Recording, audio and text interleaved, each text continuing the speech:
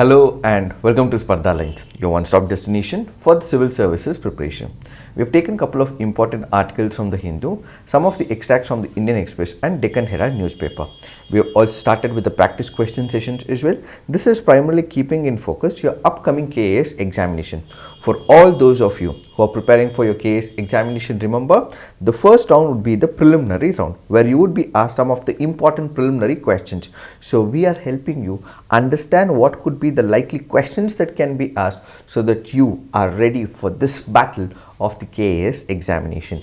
Let's get started. I'll look into the first practice question and the first article for the day.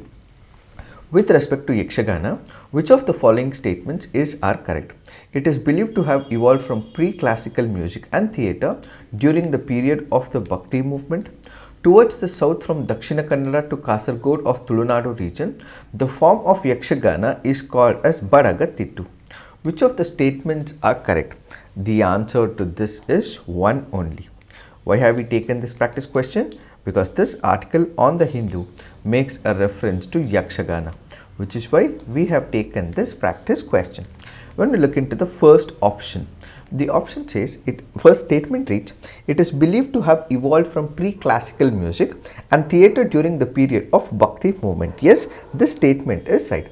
Yakshagana happens to be one of the folklore dance drama that takes place in the state of Karnataka. The first important question that any examination asks you is, it is from which state?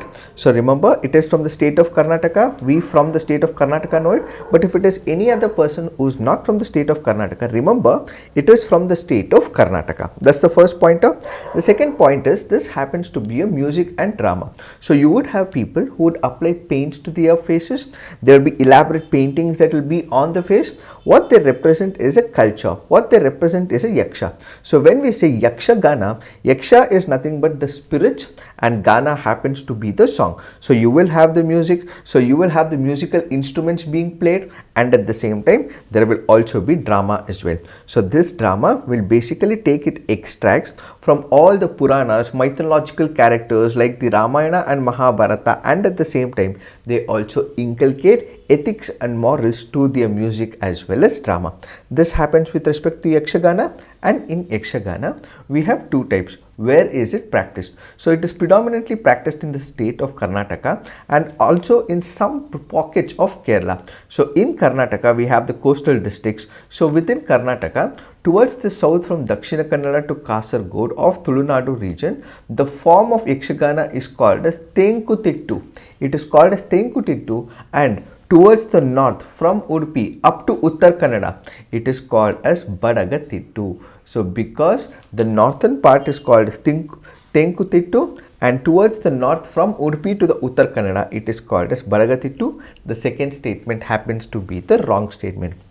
Since the first statement is right, the second statement is wrong, the answer to this would be A only. Now let's look into the next practice question.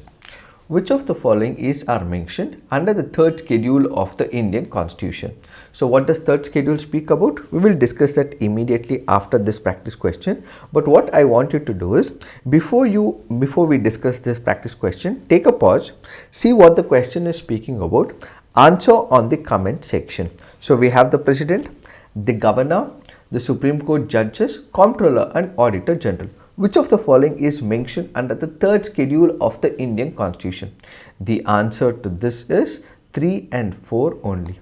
Why have we taken this practice question? Because this article on the Hindu makes a reference to the third schedule of the Indian Constitution, which is why we have taken this practice question.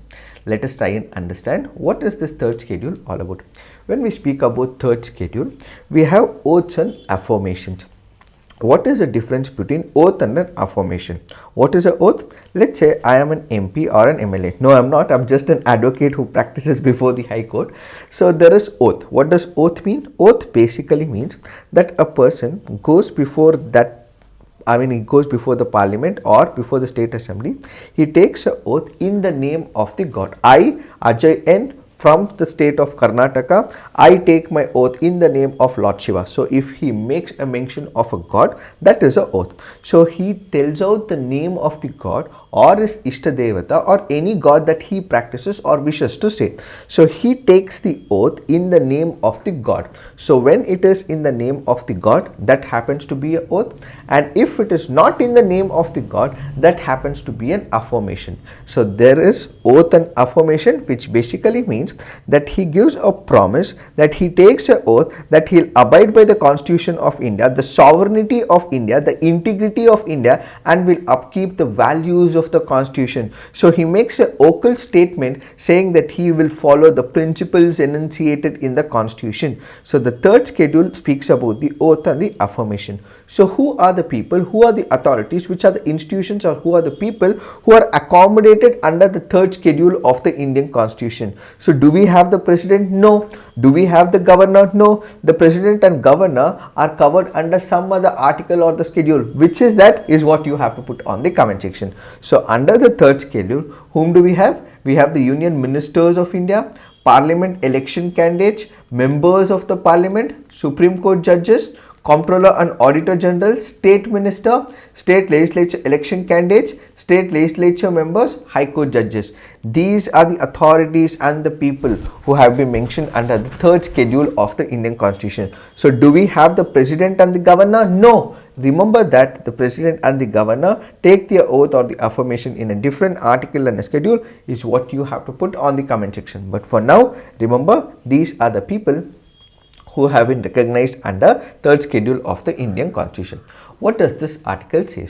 This article goes on to say that High Court finds no illegality in MLAs and ministers taking oath by deviating from the prescribed format. So the court observed that Buddha or Basavanna or Ambedkar are held as divine incarnates in the Indian society.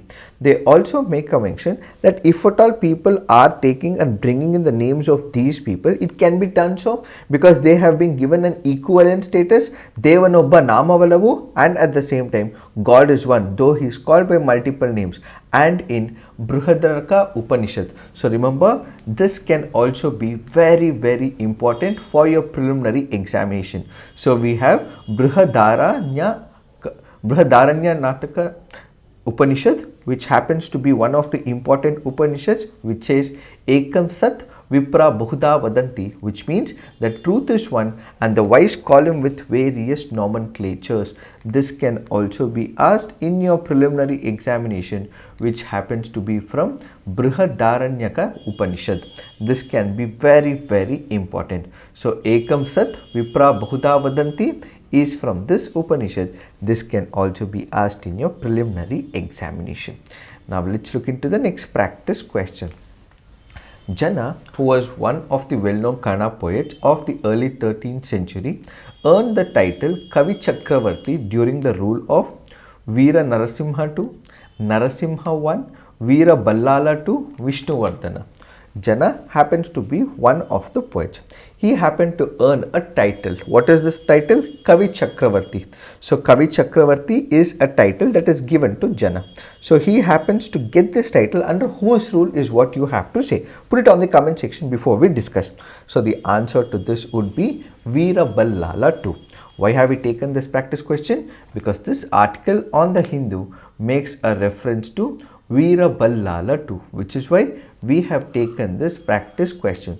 So this article on the Hindu makes a reference to the Veera Ballala II, and which is the reason we have taken this practice question. We will not be discussing about Veera Ballala II. What are the important contributions that have been made by Veera Ballala II, who happens to be the Hoysala Empire king, is what you have to put on the comment section. So what are we going to discuss about? We are going to discuss about the poet. Poet happens to be Jana. Jana happens to be Mahakavi Jana, who was one of the well-known Kannada poets of the early 13th century, who also served in the capacity of a minister and builder of temples.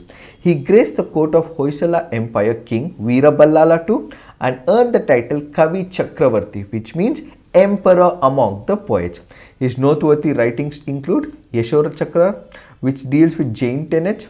Then we have Ananta Purana, which deals with the teachings of the 14 Jain Tirthankara, Anantanatha, and a short piece called as Anubhava Mukura. These are some of the important writings of Jana which you have to remember, because KPSC and UPSC in the past have asked such questions. So you have to remember who the king is, which happens to be Veera Ballala too, and what are the important contributions that he has made is what you have to put on the comment section. That apart, we have one of the noble poets called as Jana, who happened to be called as Mahakavi Jana. He is known as Kavi Chakravarti. He is known as the emperor among the poets.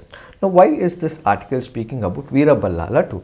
This article here is basically speaking about Bengaluru's ancient past.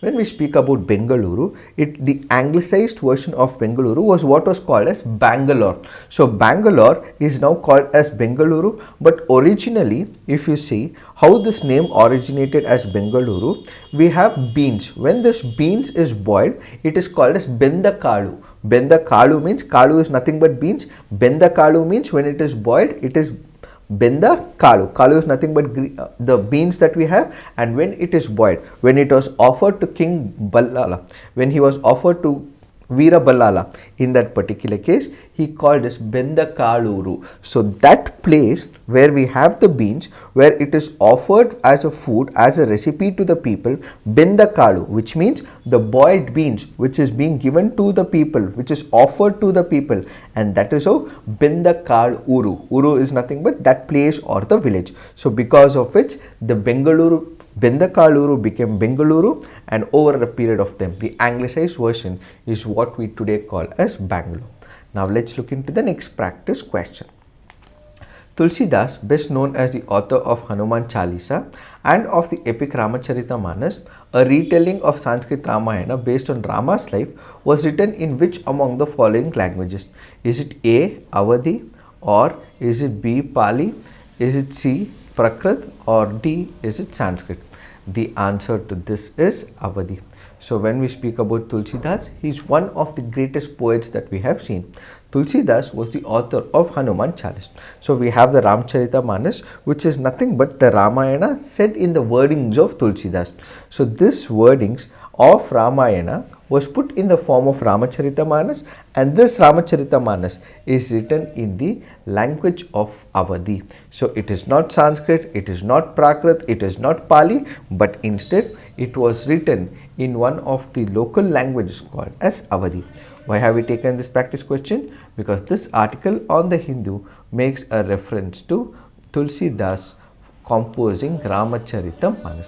These are some of the important pointers that you have to remember and can be lightly asked in your preliminary examination.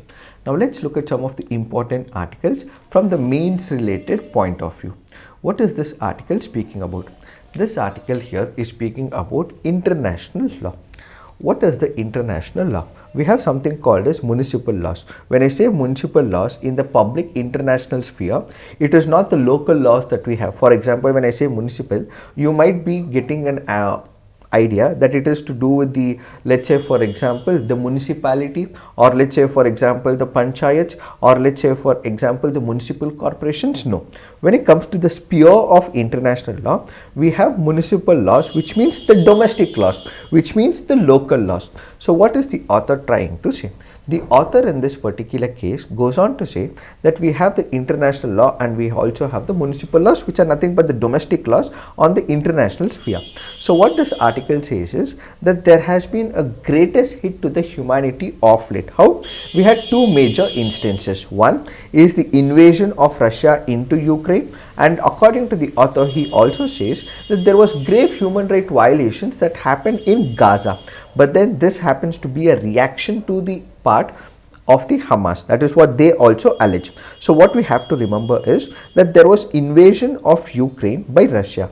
So whenever there is an invasion by one major country into another country, this can result in a warlike situation.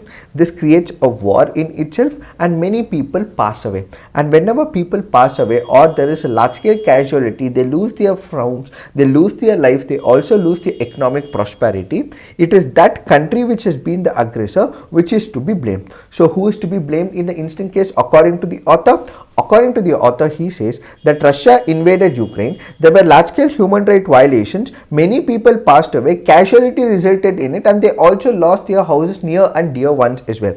That is to do with Russia. Then there is a second instance. The Hamas launched rockets, and in reaction to it, it is Israel which also bombed Gaza as well.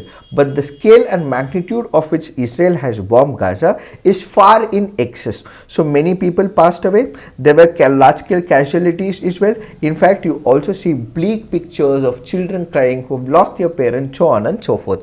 So these two instances clearly point out that we have the international law, we have the United Nations Charter. Despite having the law in the form of the United Nations Charter, yet these instances continue to haunt the people. So what are we focusing on? We are focusing on international law. What are we focusing on? We are focusing on the United Nations Charter. Despite the existence of a law and despite the existence of a United Nations Charter, there has been violations that has been committed by countries after countries. Yet do we have to count in this international law? If at all there is a domestic law that is put in place, if at all someone is violating the domestic law or the municipal law that exists, in that case they'll be penalized, they'll be thrown behind bars, and ultimately they'll be imposed with death penalty as well. But what is happening in the international law? Despite people violating these laws repeatedly, time after time, they are yet not prosecuted. Countries are not imposed with sanctions. And when it comes to the United Nations Charter, we also have countries who can come together and ultimately keep another country held accountable as well. Even in this particular case, according to few people, they say that these countries like Russia or Israel are not kept a check, and as a result there have been large-scale human rights violations, and despite having the international law, these people are not listening to the international law, and ultimately this international law or the United Nations Charter has become questionable, say few people. So despite the existence of the law, despite they have to follow the law, they are not following the law, and that is what the major problem is, that has the international law is become questionable, is the first point the author tries to say. But despite it, there continues to be the existence of the international law, and international law has its own importance, says the author. Despite many people question the integrity of the international law and the credibility of the international law, the author goes on to say international law is still important. Why? That is because the author comes up with a couple of examples. What does the author say? The author says that we have the domestic laws. Which are the domestic laws? For example, a state-made law that is applicable only within the precincts of that particular country. For example, we have the National Human Rights Commission, or for example, we have the Protection of the Human Rights Act. So we have these laws that has been created by the Parliament, or we have the NDPS Act as well, that which basically prevents the movement of the drugs, and whosoever transfers the drugs from one place to another, that person can be prosecuted. So we also have large-scale narco-terrorism pictures that are coming into place. We have the crescent moon and the golden triangle that is present on the western side and on the eastern side, where there is large infusement of the drugs. In case these drugs have to be prohibited, we required a law. So what did we do? If at all we are speaking about the human rights law, Protection of the Human Rights Act, or we are speaking about the NDPS Act, there is an international law. Because there is an international law, we were able to take extracts from it and ultimately create our own domestic law as well. Whenever we are making judgments, for example, the Supreme Court makes landmark judgments, or for example, the High Court delivers some of the landmark judgments as well. In all these cases, you also look at international precedents and also international laws as well. So what the author says is, we have the domestic laws, we have the local laws, we have the national laws as well. Whenever these national laws are being framed by the Parliament or at the state legislative assembly level, they look up to the international law. So they take inspiration from the international law, adopt the international law, because when it comes to the international law, lot of people would have given their thought process into it, intellectual capacity into it, they would have discussed, deliberated, and ultimately it's become a practice in the form of an international law. So why not adopt it? Why not implement it? Why not import the concept into the local laws? When we are able to do so, where are we taking the inspiration from? We are taking the inspiration from the international law, which has been discussed, deliberated for a very long period of time from different sections of the society. So we are importing this law into the domestic concept. First important fact. matter. So the existence of international law is still important because we are importing these international law concepts into our domestic legislative mechanism. I did give you an example of the Human Rights Commission. I did give you the example of Protection of the Human Rights Act. I did give you the example of the NDPS Act as well. These were all taken into picture primarily because there were certain aspects of those laws in the international arena, and that is why we were able to take up and adapt those legislations into India. That is why international law matters. The second major point is we have the Supreme Court of India. The Supreme Court of India makes couple of arguments, and it also refers to international journals as well. Let me give you one instance. This happens to be one of the instances where you had the Supreme Court of Pakistan taking precedence from the Supreme Court of India. So you have advocates who are making submissions before the Honorable High Court of Honorable Supreme Court of Pakistan, where these advocates refer to the precedents that happened within this country of India. So what did they do? They said that we have our neighboring country India. They said, that is the Pakistan advocate said, and they also delivered these judgments to the Supreme Court judges of Pakistan. So they said this is the precedent in India, so why not import that into Pakistan? So similarly, whenever we are also setting up some of the precedents, what we also look up to is judgments or precedents from some other country. Up until 1978, we had something called as the procedure established by law. Whatever the legislature make as a law, it is the judiciary which has to interpret the same way. But they did not look beyond it, did not look at the spirit of the law. But in 1978, we had the Maneka Gandhi case. The procedure established by law eventually became the due process of law. Of law, because of the Constitution of the United States of America, we were able to take inspiration from the due process of law, which is supported and espoused and continues in the legacy of United States of America. So the procedure established by law eventually goes on to become the due process of law, whose inspiration is taken from United States of America. Why does international law matters? International law matters because you have number of precedents that have been set up by the International Court of Justice. So we take inspiration from them. We take inspiration from the international laws, we take inspiration from the precedents of some other country, and also from the International Court of Justice. So if we are able to take inspiration, which is why international law matters. So we are taking inspiration and adopting the laws into our domestic country laws, which is the local laws that are present, and at the same time we are also taking inspiration from the precedents that have been established in some other country as well as at the international arena. Even for the arbitration, even for the arbitration related matters, we have the Singapore Arbitration Center, from where we take the inspiration from for our arbitration judgments. In this particular backdrop, international law matters because we take our legislation, we take the precedent from the international arena and ultimately implement at the local level.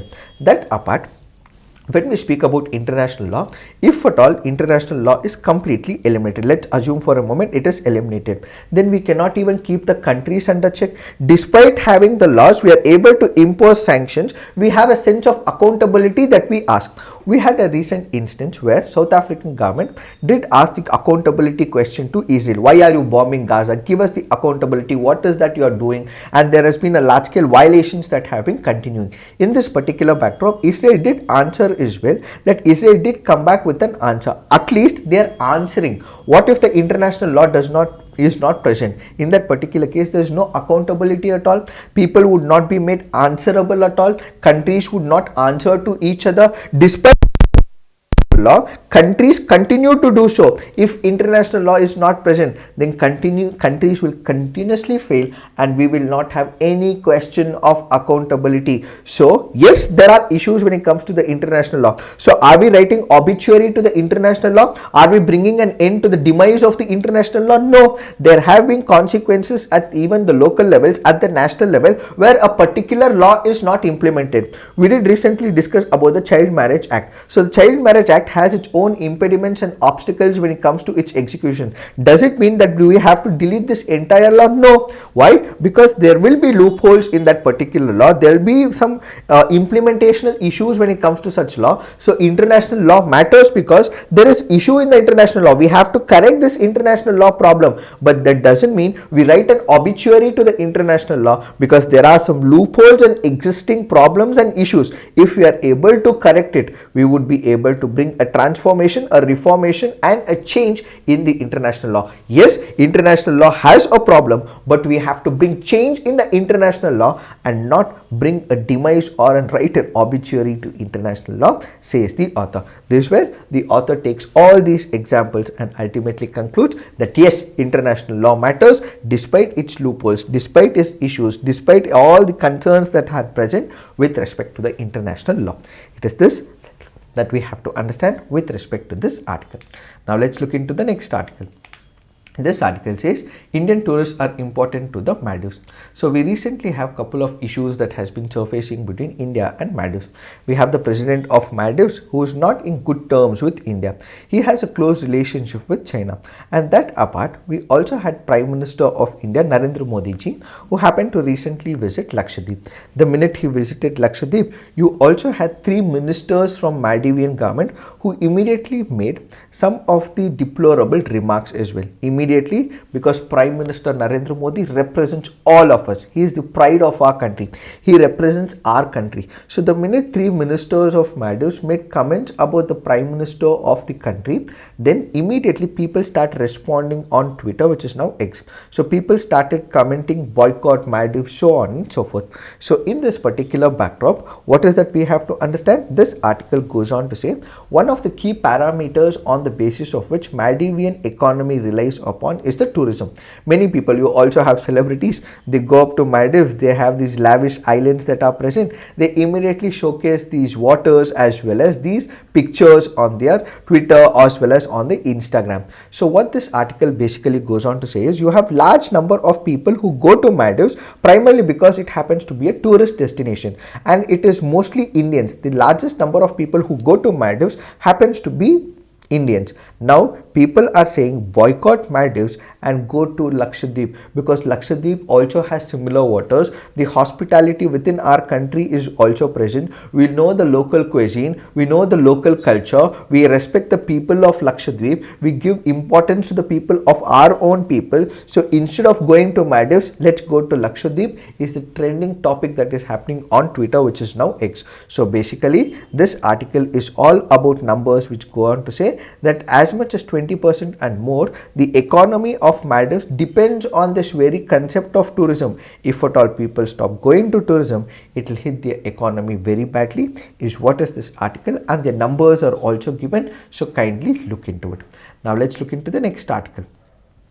This article says India-UK inked 2 deals during Rajnath's visit.